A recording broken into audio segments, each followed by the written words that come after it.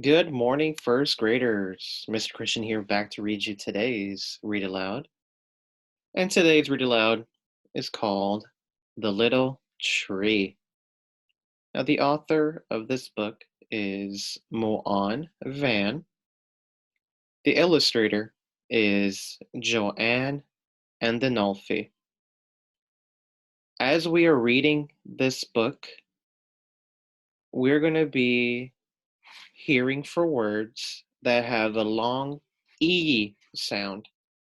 So, for example, we have our word here, tree.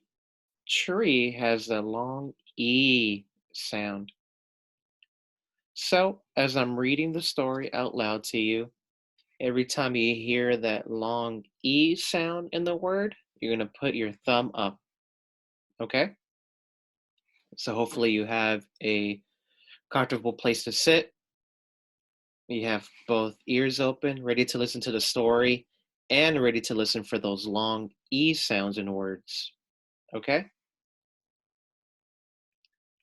Let's get started. In the shadows of an old forest stood a little tree. She was so small, she was the smallest tree of all.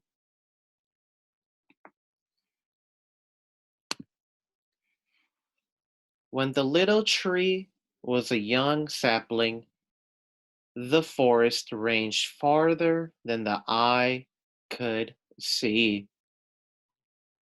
Now, after many seasons of less and less rain, the little tree could easily tell where the forest began and where it ended.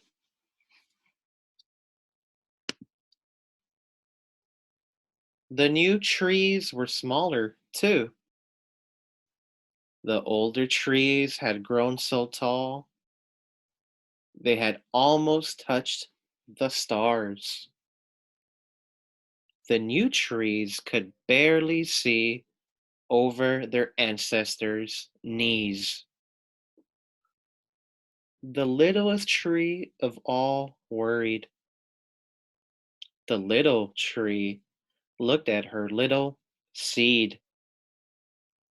The sun rose and the sun set.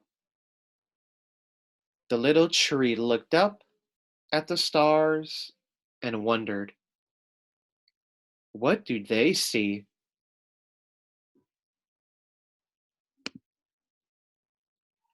One day, a brown bird flew by. The little tree asked the brown bird, have you traveled far? Yes, the bird answered. I have flown very far. The little tree asked the brown bird, are trees this small everywhere? Not at all, the bird said. I have seen a place where trees grow 100 feet tall. The little tree asked the brown bird, are trees this bare everywhere? No, the bird answered. I have seen a place where the leaves are so thick you can sit in the shade all day. The little tree was quiet.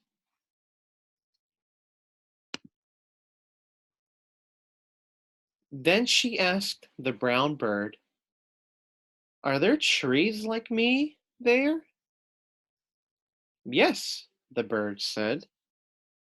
There are trees with ruffly heads and trees with long noses. There are trees with pointy ears and trees with stubby toes. Trees from all over the world grew there. Thank you, said the little tree to the brown bird. Then she closed her eyes and hugged her little seed. The sun rose and the sun set. When the little tree saw the brown bird again, she asked him, "Will you do a favor for me? Will you flap your wings with all your might?" The bird agreed. The little tree cradled her little seed. The brown bird flapped his wings with all his might, and the little tree let go of her little seed. "Goodbye, little seed," said the little tree. But the little seed was already gone. The little seed floated, the little seed dipped, the little seed danced in the breeze. The little seed sailed over the crowns of the trees. The little seed flew so high it nearly touched the stars. The sun rose and the sun set. The little tree lost count of the seasons. The forest was smaller than ever, and the little tree was no longer the littlest tree of all, though she was no bigger than before. The little tree thought often of her little seed. The sun rose and the sun set. Finally, the brown bird flew back again. The little tree asked the brown bird, "Where is my little seed? Is it strong and tall? Does it remember me at all?" But this time, the brown bird had no answers. The sun rose and the sun set. The brown bird came again to the little tree. This time, before the little tree asked anything, the bird said, "I've heard of a very special tree. It is so tall, its shadow covers the biggest mountain. It is so strong, 100 elephants cannot knock it down. And it has leaves so bright they blind the sun. I will ask this tree if it has seen your little seed." Again the sun rose and the sun set. The brown bird returned.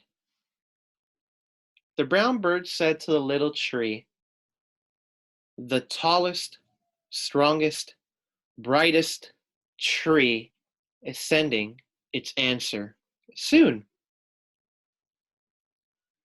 And there in the breeze floated a leaf. The leaf was the color of emeralds. The leaf was as big as the moon. The leaf twirled and shimmered. It flew so high it nearly touched the stars. The leaf floated down until it landed, and the little tree knew. "My little seed," said the little tree, "you're not so little anymore. You're taller than the tallest mountain and stronger than the strongest elephant. You're brighter than the sun, and still you remember me.